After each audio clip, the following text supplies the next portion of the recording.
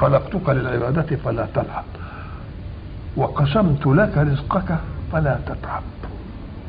الله. تتعب مش تعب الجسم، تتعب تعب العقل والفكر. ما ينامش الليل. ما ينامش الليل. وتقعد تفكر وتعمل مش عارف. لا اتعب يعرق. خلاص كده.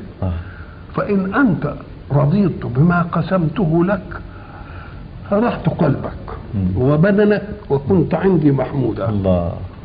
وإن أنت لم ترضى بما قسمته لك فوعزتي وجلالي لأسلطن عليك الدنيا تركض فيها ركض الوحوش في البرية ثم لا ينالك منها إلا ما قسمته لك. الله. وكنت عندي مذموما.